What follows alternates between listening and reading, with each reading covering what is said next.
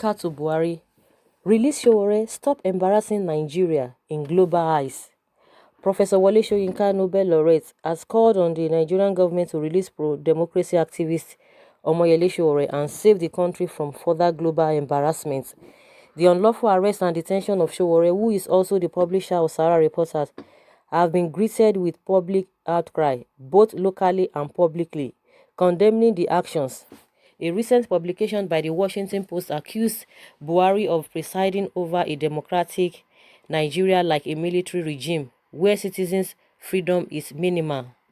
Soyinka, in a statement on Wednesday, condemned the use of live bullets to disperse protesters calling for the release of Sowore. Members of the concerned Nigerian and the Enough is Enough were assaulted by the Department of State Services operatives.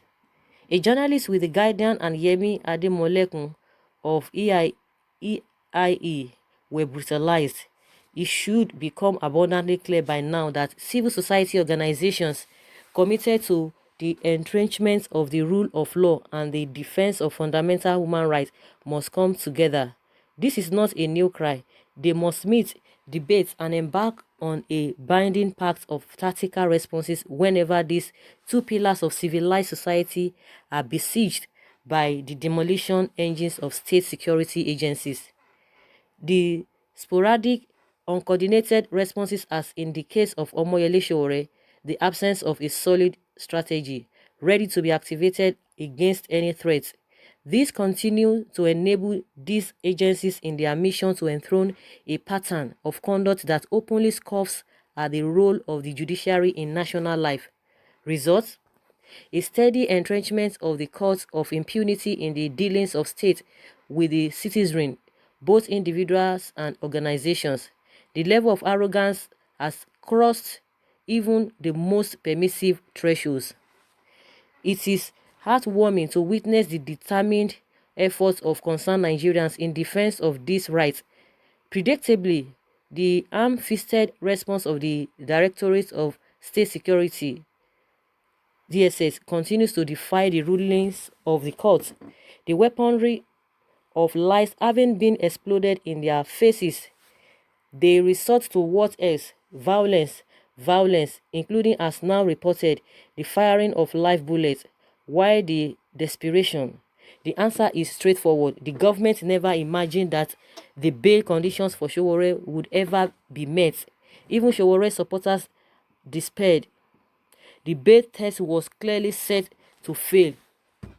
It took a while for the projection to be reversed, and it left the DSS floundering.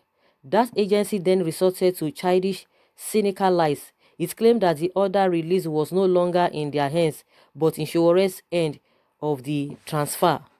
The lie being exploded, what next? Bullets, of course.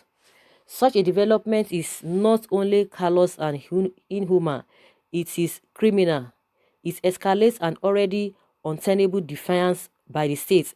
As I remarked from the onset, this is an act of government insecurity and paranoia that merely defeats its real purpose. And now, bullets. This is no longer comical. Perhaps it is necessary to remind these governments of precedents in other lands where, even years after the event, those who trampled on established human rights that generate homicide impunity are called to account for abuse of power and crimes against humanity. The protests for Sowore's release go beyond only acts of solidarity. They are manifestations of the judgment and authority of courts of law, under which this nation is supposedly governed. Either it is or it isn't. The answer stares at all in the face. The principles that now fall under the threat implicate more than one individual under travail. They involve the very entitlements of a nation to lay claim to membership of any democratic, humanized union. Enough of this charade, nothing more than a display of crude, naked power. Release Omoyele Sowore and save us further embarrassment in the regard of the world. An apology to the nation by the DSS and the judiciary would also not be out of place. It would go some distance in redeeming the image of an increasingly fascistic agency and reduce the swelling side of public disillusionment. Let the rule of law reign.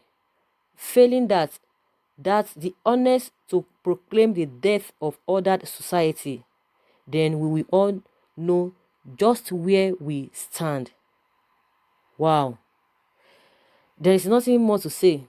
The professor has said a lot. A lot of people have been saying, they've been talking, just like what we've been experiencing. It's like they didn't expect that the bail condition will be met. You know, they've been back and forth. All that being said, he's been released. They came up with this flimsy excuse that nobody came for him, and people have been coming for him since weekend. Again, nothing happened. Yesterday, people that went there, okay, give us our man. What happened? The next thing, they started shooting. They started uh, tear gassing them. Is this not an embarrassment? When we say people are watching, or other people are watching, the whole world is watching, they are not coming to fight or to rescue us from anything. We are the ones that we rescue ourselves. Nobody's coming to help anybody. They all have their own problem in food those that they are tackling. But most of the time, they always want people to come to the country for business. Who is going to bring his money or our money to this country where rule of law does not exist? When the government does not obey rule of law, you want them to bring their money, and anything happens, they will stand on it or they will sit on it, and you expect such people, investors, to come at that. Now they are trying to clamp down the social media. With what they are doing, is the whole world not seeing it? The one thing is that most of all these other countries, they have their embassies in Nigeria. You think they are not seeing all of those things? They are seeing all of those things. They are hearing everything. So what are you going to hide? You are not going to hide anything, because it's just like, you are just being opened. You are there, irrespective of what you want to do. People are hearing.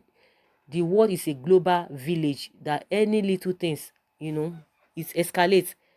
And the best thing is to do the right thing. Once you do the right thing, your good will still escalate. If you do the wrong thing, the same thing will happen. This is a strong message. The unfortunate thing there is that the government does not listen. The president does not listen. So who is to be talked to? Are we going to be saying it is the DSS that is holding Sowore, or it is the government? Because if the government says, or if the president says, release him, definitely they will release him, because we know who they are working for. And this is really, really pathetic. Really, really unfortunate. Disheartening. Someone says, he who fetch infected would invite to himself dangerous lizard, even alligator. We are in another Abacha tyrant rule. Let someone help me to remind Buhari that he did not win election of 2019 but rigged for his interest.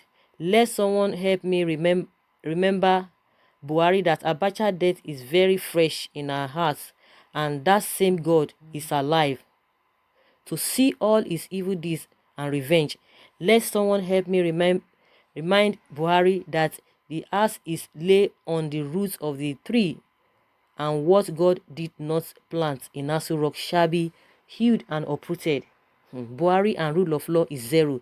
In fact, I'm speechless. Don't know what else to say. Father Lord, come and take control.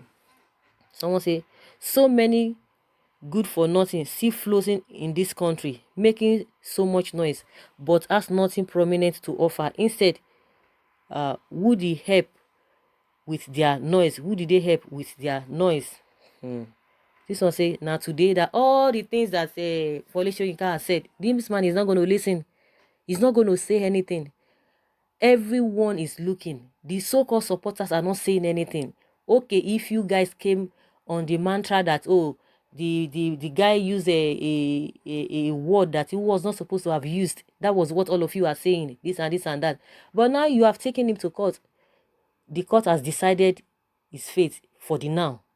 You people don't want to obey that law. Meanwhile, if really you didn't want to obey the law, then why take him to the court in the first place?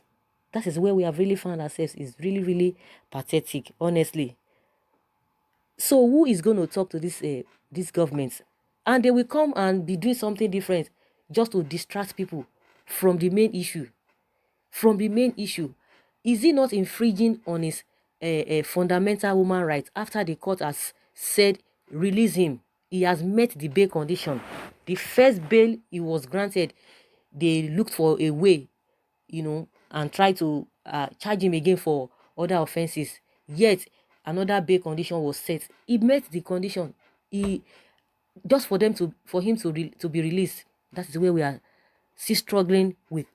We are still struggling, or they are just adamant on not releasing this man. That is to tell you, even from the beginning, all what they have charged him for, it's nothing. A lot of people have said it, that it's nothing. They are just looking for something where there is none, looking for a case where there is none. And it's evident now with all of those things. Now the court has set him free, and yet they are still holding him. So guys, I would like to hear from you what you think about what Soyinka has said. Leave your comments below. Thank you very much. Bye.